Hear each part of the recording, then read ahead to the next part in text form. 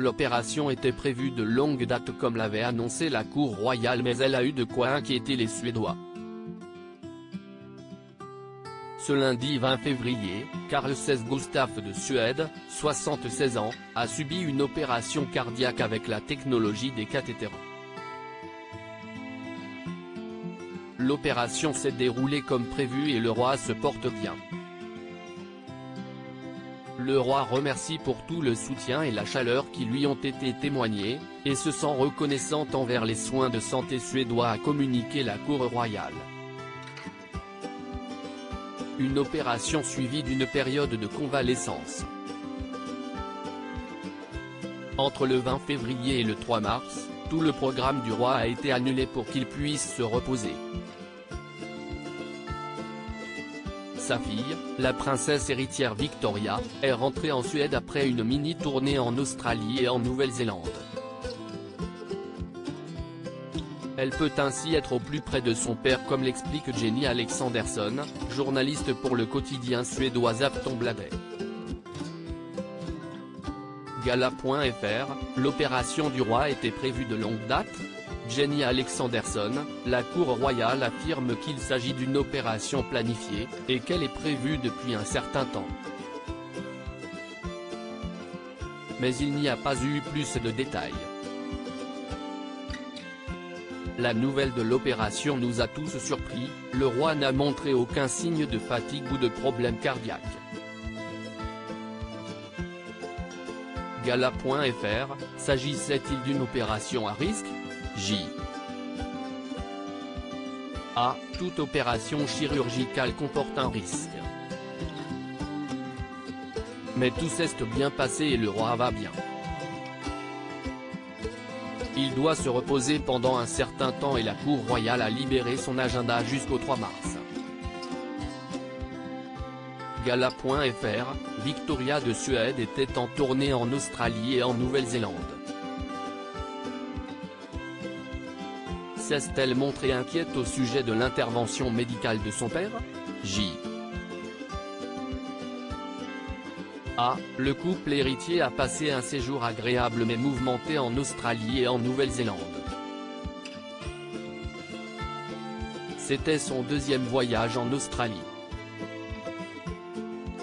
Je l'avais accompagnée la première fois en 2005, puis elle m'avait dit qu'elle voulait revenir à l'avenir.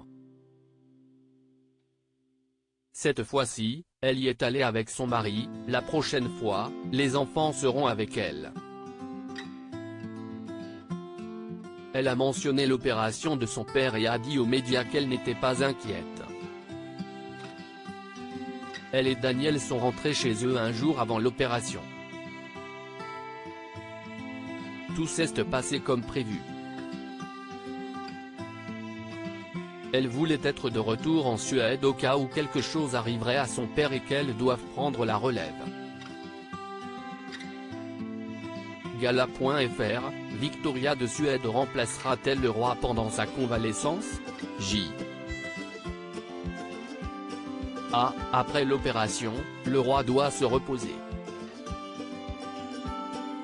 Mais il peut encore exercer ses fonctions, même s'il travaille probablement depuis chez lui, et la princesse héritière n'a pas à le remplacer. Mais elle est bien sûr prête à le faire si quelque chose devait arriver. Gala.fr, a-t-elle été affectée par les derniers propos polémiques de son père évoquant sa succession et son regret de ne pas voir son fils Carl Philippe monter sur le trône? Victoria a déclaré aux médias à plusieurs reprises au cours des années que le changement de succession n'était pas quelque chose dont il parlait à la maison. Ce n'était pas un problème avant, et je ne pense pas que ce soit un problème pour la famille aujourd'hui. Je crois qu'ils en ont discuté à la maison après la débâcle d'il y a quelques semaines. Mais cela a dû davantage concerner le fait que le roi avait l'impression d'avoir été mal compris pendant l'interview, et non qu'un membre de la famille s'était senti mis de côté. Je pense que Victoria et Carl Philippe sont tous deux satisfaits de la situation. le prince n'est pas très intéressé par le fait d'être sous les feux de la rampe. Gala.fr, pensez-vous que la princesse héritière Victoria soit prête à endosser son rôle le moment venu? Ah, elle est prête. Elle est sûre d'elle, elle est mature et elle sait en quoi consiste ce travail. Mais bien sûr, elle veut que son père soit roi aussi longtemps qu'il le peut. En Suède, le régent reste jusqu'au jour de sa mort, il n'y a pas de tradition d'abdication. Quand ce jour arrivera, ce ne sera pas un jour heureux pour Victoria, car cela signifiera que son père bien-aimé est mort. Gala.fr, Victoria de Suède sera-t-elle présente au couronnement de Charles III le 6 mai prochain? Ah, nous attendons toujours cette information. Comme il s'agit d'un couronnement très solennel et historique, je pense que le roi Carl Gustaf XVI de Suède et la reine Sylvia seront invités. Mais l'abbaye de Westminster ne peut accueillir qu'environ 2000 personnes pour ce couronnement, il ne devrait donc pas y avoir trop d'invités.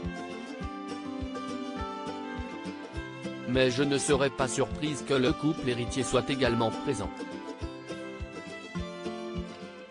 Il représente la nouvelle génération. Crédit photo, bac gris du S1.